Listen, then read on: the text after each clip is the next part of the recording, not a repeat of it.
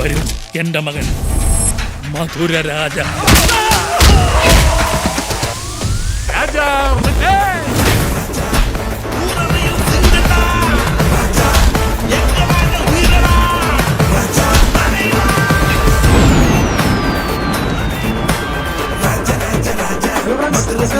ജോണിച്ചാൻ friends എന്ന YouTube ചാനലിലേക്ക് നിങ്ങൾക്ക് ഏവർക്കും സ്വാഗതം. മെഗാസ്റ്റാർ മമ്മൂക്ക നായകനാവുന്ന മധുരരാജ എന്ന സിനിമ ഇന്ന് റിലീസ് ചെയ്തിരിക്കുകയാണ്. ഈ വിഷുക്കാലം, ഈ അവധിക്കാലം ആഘോഷമാകാൻ പറ്റുന്ന എല്ലാ ചേരുവകളും ചേർത്തൊരു സിനിമയാണ് മധുരരാജ. രാഷ്ട്രീയക്കാർക്കിടയിൽ അറിയപ്പെടുന്നത് ഒരു പൊളിറ്റിക്കൽ കിങ് മേക്കർ. ജനങ്ങളെ ചതിക്കുന്നവൻ MLA ആയാലും ശരി, മന്ത്രി ആയാലും ശരി, ഒരു ദിവസം ജനങ്ങളുടെ മുമ്പിൽ ഇങ്ങനെ തുണി ഉരിയപ്പെട്ട് നിൽക്കേണ്ടി വരും. മമ്മൂട്ടി ആരാധകർക്ക് മാത്രമല്ല കേട്ടോ, എല്ലാ ആരാധകർക്കും എല്ലാ സിനിമ പ്രേക്ഷകർക്കും ഒരുപോലെ കണ്ട് ആസ്വദിക്കാൻ പറ്റുന്ന എല്ലാ ചേരുവകളും ചേർന്ന ഒരു നല്ല എന്റർടൈനർ ആയിട്ടാണ് മധുരരാജ ഇന്ന് റിലീസ് ചെയ്തിരിക്കുന്നത്. തെരുവല്ലേ രാജ സൊല്ലറത ചെയ്യறது മട്ടെന്താ സൊല്ലുക എന്ന് പറഞ്ഞ പോലെ പുലിമുരുകൻ എന്ന ഇൻഡസ്ട്രി ഹിറ്റ് സിനിമയ്ക്ക് ശേഷം വൈശാഖ്, ഉദയകൃഷ്ണൻ, അതുപോലെ തന്നെ പീറ്ററിയൻ, ഇവർ മൂന്നുപേരും ഒരുമിക്കുന്ന ഒരു ചിത്രം കൂടിയാണ് മധുരരാജ എന്നൊരു പ്രത്യേകത കൂടിയുണ്ട്. അപ്പോൾ സിനിമ മൊത്തത്തിൽ എങ്ങനെയുണ്ട് എന്ന് ചോദിക്കുമ്പോൾ ഒരു കാര്യം പറയാൻ മറന്നുപോയി. ചാനൽ സബ്സ്ക്രൈബ് ചെയ്യാത്തവർ ദയവ് ചെയ്ത് ഈ വീഡിയോയ്ക്ക് താഴെയുള്ള സബ്സ്ക്രൈബ് ബട്ടണിൽ ഞെക്കി ചാനൽ സബ്സ്ക്രൈബ് ചെയ്യണമെന്നും നിങ്ങളുടെ അഭിപ്രായങ്ങൾ ഈ സിനിമയെ പറ്റിയുള്ളതും ഈ വീഡിയോയെ പറ്റിയുള്ളതും കമൻറ്റ് ചെയ്യണമെന്നും വീഡിയോ ഷെയർ ചെയ്ത് സപ്പോർട്ട് ചെയ്യണമെന്നും അഭ്യർത്ഥിക്കുകയാണ്. രാജയുടെ തിരിച്ചുവരവാണ് രാജ റിട്ടേൺസ്. അത് തന്നെയാണ് മധുരരാജ എന്ന സിനിമ. രാജയുടെ അച്ഛനും അദ്ദേഹത്തിന്റെ സുഹൃത്തും കൂടി ഒരു പ്രത്യേക സ്ഥലത്ത് ചെല്ലുന്നു. അവിടെ പുതിയ പ്രശ്നങ്ങൾ ഉണ്ടാക്കുന്നു. ആ പ്രശ്നങ്ങൾ പരിഹരിക്കാൻ വേണ്ടി രാജ തിരിച്ചു വരുന്നു. ഈ സിനിമയിൽ രാജ മാത്രമേ ഉള്ളൂ. രാജയുടെ അനിയൻ സൂര്യ സിനിമയിലില്ല. സൂര്യ എവിടെയെന്ന ചോദ്യത്തിന് സിനിമയിൽ തന്നെ മറുപടി പറയുന്നു. സൂര്യ ഒരു സിനിമ സംവിധാനം ചെയ്യാൻ വേണ്ടി പോയിരിക്കുകയാണ്. തമിഴ്നാടൻ ജീവ, മമ്മൂട്ടിയുടെ അനിയൻ ചിന്ന എന്ന കഥാപാത്രമായി സിനിമയിലുണ്ട്. അപ്പോൾ മൊത്തത്തിൽ സിനിമ എങ്ങനെയുണ്ട് എന്ന് ചോദിച്ചാൽ സിനിമയുടെ ആദ്യ പകുതി ഗംഭീരമായിട്ട് തന്നെ മുൻപോട്ട് പോകുന്നുണ്ട്. പ്രേക്ഷകർക്ക് യാതൊരു തരത്തിലുള്ള ഒരു മടുപ്പും അല്ലെങ്കിൽ ഒരു ലാഗും ഫീൽ ചെയ്യാത്ത രീതിയിൽ ക്യാരക്ടേഴ്സിനെയൊക്കെ നല്ല രീതിയിൽ തന്നെ ഇൻട്രൊഡ്യൂസ് ചെയ്തുകൊണ്ട് നന്നായിട്ട് തന്നെയാണ് ആദ്യ പകുതി മുൻപോട്ട് പോകുന്നത്. മമ്മൂക്കയുടെ ഇൻട്രോ സീൻ ഒരു രക്ഷയില്ല, കിഡിലിനായിട്ടാണ് ചെയ്തിരിക്കുന്നത്. അതുപോലെ തന്നെ ജീവയുടെ ഇൻട്രോ സീനും വളരെ മനോഹരമായിട്ട് തന്നെയാണ് ചെയ്തിരിക്കുന്നത്. ഇടിവെട്ട് സൂണൻ എന്ന ക്യാരക്ടർ ഒഴികെ എല്ലാ ക്യാരക്ടേഴ്സിനെയും തന്നെ ആദ്യ പകുതിയിൽ ഇൻട്രൊഡ്യൂസ് ചെയ്യുന്നുണ്ട്. പാട്ടും ഡാൻസും ഫൈറ്റും തമാശകളൊക്കെ ആയിട്ട് ആദ്യ പകുതി നല്ല രീതിയിൽ തന്നെ പോകുന്നു.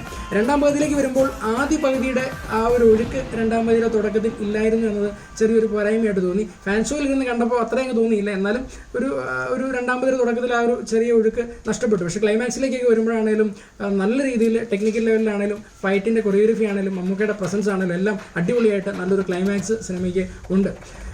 വീണ്ടും സിനിമയിലേക്ക് വരുമ്പോൾ വൈശാഖാണ് സിനിമയുടെ സംവിധായകൻ. നമുക്കൊരു ഒത്തിരി എൻ്റർടൈൻമെൻറ്റ് സിനിമകൾ മലയാളികൾക്ക് സമ്മാനിച്ചിട്ടുള്ള വ്യക്തിയാണ് വൈശാഖ്. അദ്ദേഹത്തിൻ്റെ ഈ ഒരു സിനിമയിലേക്ക് വരുമ്പോൾ ടെക്നിക്കൽ ലെവലിൽ കുറച്ചുകൂടി നന്നായിട്ട് തന്നെയാണ് അദ്ദേഹം ചെയ്തിരിക്കുന്നത്. മമ്മൂക്കയുടെ ആരാധകർക്ക് മമ്മൂക്കയെ എങ്ങനെ കാണണമെന്നാണ് അവർ ആഗ്രഹിക്കുന്നത് ആ രീതിയിൽ അദ്ദേഹത്തെ നൽകുവാൻ വേണ്ടി വൈശാഖിന് സാധിക്കുന്നുണ്ട്. പാട്ടിന് പാട്ട്, ഡാൻസിന് ഡാൻസ്, തമാശയ്ക്ക് തമാശ, പിന്നെ നല്ല ഇടിവിട്ട് സ്റ്റണ്ടൊക്കെ ആയിട്ട് മമ്മൂക്ക അങ്ങ് അരങ്ങ് തകർക്കുകയാണ്. പുള്ളി അങ്ങ് ആടി തിമിർക്കുകയാണ് ഈ പടത്തിൻ്റെ. നല്ല രീതിയിൽ തന്നെ അഭിനയവും നല്ല പെർഫോമൻസും കാഴ്ചവെക്കുവാനായിട്ട് മമ്മൂക്കയ്ക്ക് സാധിച്ചിട്ടുണ്ട്. അതുപോലെ തന്നെ തമിഴ്നാടൻ ജീവ നല്ല പെർഫോമൻസ് സിനിമയിൽ കാഴ്ചവെച്ചിട്ടുണ്ട്. പിന്നെ സ്ക്രിപ്റ്റ് റൈറ്റർ ഉദയകൃഷ്ണയുടെ കാര്യത്തിലാണ് ഒരു ശകലം പോരായ്മ തോന്നിയത്. പടം സ്ക്രിപ്റ്റിൽ എന്താണോ അത് ഏറ്റവും നന്നായിട്ട് തന്നെ ചെയ്യുവാനായിട്ട് വൈശാഖിന് സാധിച്ചിട്ടുണ്ട്. പക്ഷേ സ്ക്രിപ്റ്റിലേക്ക് വരുമ്പോൾ ഒരു വലിയ പുതുമയൊന്നും കൊണ്ടുവരാനായിട്ട്, പുതുമ ഇൻ ദ സെൻസ് നമുക്ക് പറയാം കുറേ കാര്യങ്ങൾ നമ്മൾ കണ്ടിട്ടുള്ള കുറേ കാര്യങ്ങൾ വീണ്ടും ഒന്നുകൂടി ഒന്ന് കൊണ്ടുവന്നു എന്നതിനപ്പുറം ഒരു വലിയ ട്വിസ്റ്റിലേക്കോ ഒരു സസ്പെൻസിലേക്കോ ഒരു ത്രില്ലറിലേക്കോ ഒന്നും കൊണ്ടുപോകാനായിട്ട് സാധിച്ചിട്ടില്ല.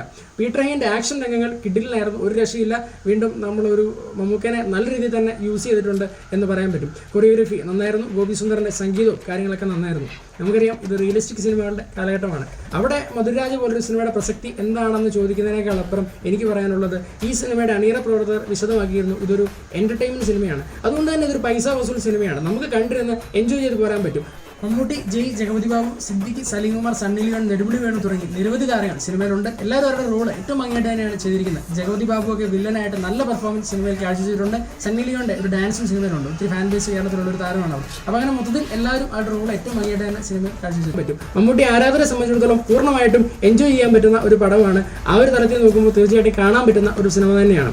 പിന്നെ ഫാമിലി ഓഡിയൻസിനെ സംബന്ധിച്ചിടത്തോളം അവർക്ക് എത്രത്തോളം ഇഷ്ടപ്പെടും എന്ന് കണ്ടിരുന്ന് കാണണം. കാരണം ഫാമിലിനെ അത്രത്തിൽ ആ ഒരു തരത്തിലേക്ക് പടം എൻഗേജ് ചെയ്യും എന്നെനിക്ക് തോന്നുന്നില്ല. രണ്ടാം പകുതി തുടക്കത്തിലേക്ക് ഒരു ചെറിയ ലാഗ് ഫീൽ ചെയ്തുകൊണ്ടാണ് പറയുന്നത്. പക്ഷേ മമ്മൂട്ടി ആരാധകരെ സംബന്ധിച്ചിടത്തോളം പക്കാ പടമാണ്. അവർക്ക് ശരിക്കും എൻജോയ് ചെയ്യാൻ പറ്റും. മമ്മൂട്ടിനെ നല്ല രീതിയിൽ യൂസ് ചെയ്ത പടമാണ്. അപ്പോൾ സാധിക്കുന്ന എല്ലാവരും തന്നെ സിനിമ തിയേറ്ററിൽ പോയി കാണുക. ഈ സിനിമയ്ക്ക് ഞാൻ നൽകുന്ന റേറ്റിംഗ് 3.5 ഔട്ട് ഓഫ് 5. വീഡിയോ ഇഷ്ടമായാൽ ഷെയർ ചെയ്യാം, നിങ്ങളുടെ അഭിപ്രായങ്ങൾ കമൻറ്റ് ചെയ്യാം, ചാനൽ സബ്സ്ക്രൈബ് ചെയ്ത് സപ്പോർട്ട് ചെയ്യണമെന്ന് അഭ്യർത്ഥിക്കുകയാണ്. അടുത്ത റിവ്യൂമായി വീണ്ടും കാണും വരെ ബൈ ബൈ.